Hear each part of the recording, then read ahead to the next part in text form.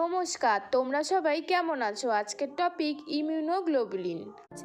Immunoglobulin first আমরা জানবো immunoglobulin কাকে বলে, এটির কয়টি টাইপস আছে এবং টাইপসগুলো সম্বন্ধে বিস্তারিত জানবো। জানবো what is immunoglobulin. Immunoglobulin also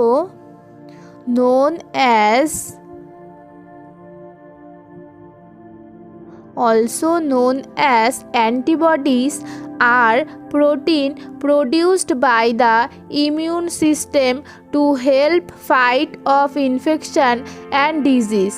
They are an important part of the body's defense systems. Immunoglobulin also known as antibodies. আর অ্যান্টিবডিস কি আমরা সকলেই জানি। অ্যান্টিবডিস হচ্ছে শরীরের প্রতিরক্ষামূলক প্রোটিন জাতীয় পদার্থ, যা আমাদের বিভিন্ন ডিজিজ এবং ইনফেকশন থেকে আমাদেরকে রক্ষা করে। তো অ্যান্টিবডিস কি আমরা সেটা দেখে নিই। অ্যান্টিবডিস হচ্ছে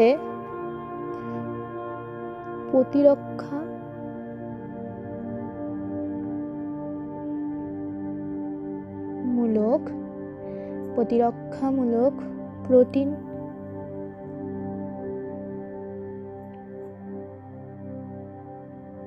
জাতীয় পদার্থ।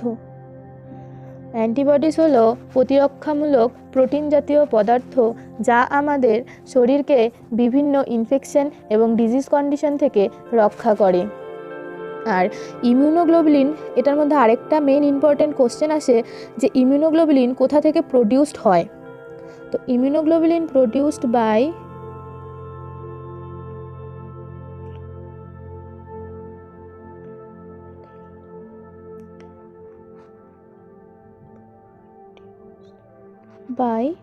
B lymphocytes. আর বি লিম্ফোসাইটস মানে হচ্ছে WBC, white blood cell. White blood cell থেকে ইমিউনোগ্লোবুলিন প্রডিউসড হয়। ইমিউনোগ্লোবুলিন হচ্ছে 5 types.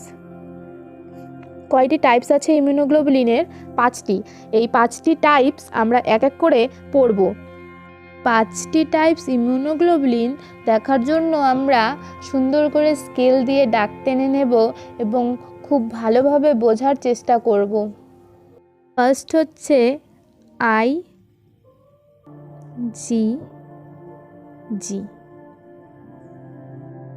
IgG।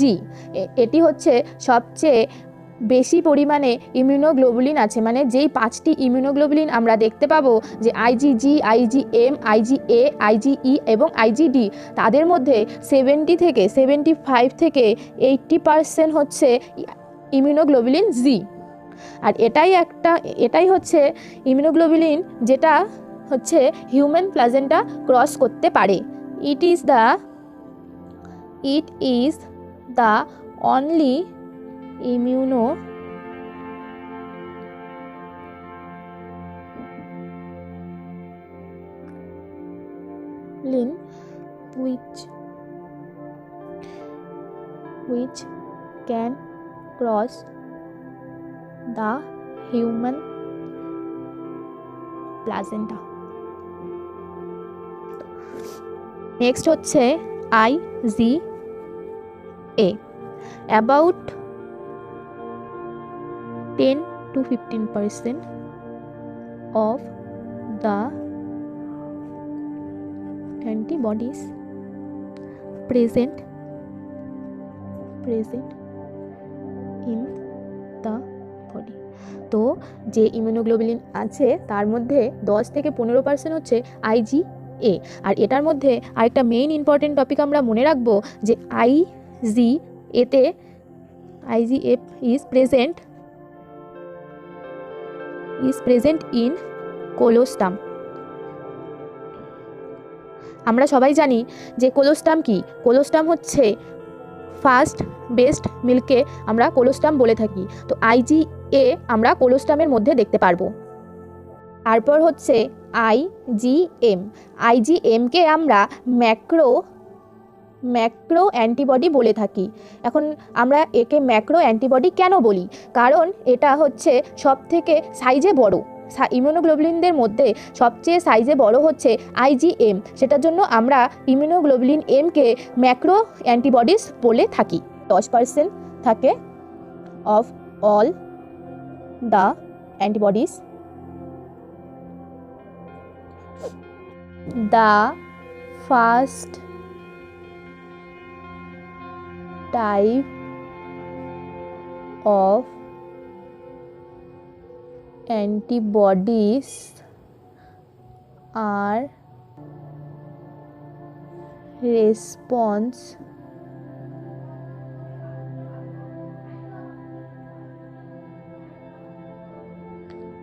to an infection.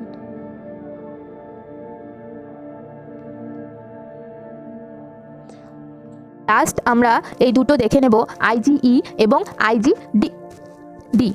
তো আমরা প্রথমে দেখে নেব যে IgE কি। IgE is antibodies levels the often high in people with allergic reaction. IgE mediated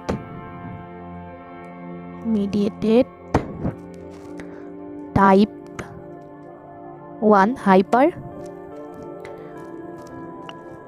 sensitivity reaction। R IgD যেটা হচ্ছে, এটা সব থেকে কম পরিমাণে পাওয়া যায় ইমিউনোগ্লোবুলিনদের মধ্যে, আর এটা বেলিতে এবং চেস্টেই আমরা দেখতে পারবো। তো IgD antibodies are found in small amount in the immunoglobulin। তো আজকে আমরা দেখলাম যে ইমিউনোগ্লোবুলিন কি, তার কটি ভাগ এবং ভাগগুলো ডেসক্রিপশনে আমরা জেনে নিলাম। তো এই ইমিউনোগ্লোবুলিন পড়ার সময় আমাদের এই কথাটা মনে রাখতে হবে, GAME, এটা হচ্ছে গেম, তারপর ডি। এই কথাটা যদি আমরা মনে রাখি গেমড, তাহলে আমাদের 5টা ইমিউনোগ্লোবুলিন খুব সহজেই মনে থাকবে। এই কথাটা আমাদের সবসময় মনে রাখতে হবে, GAMED। এই গেমড কথাটা আমরা মনে রাখলে খুব সহজেই 5টি ইমিউনোগ্লোবুলিন আমরা মনে রাখতে পারবো।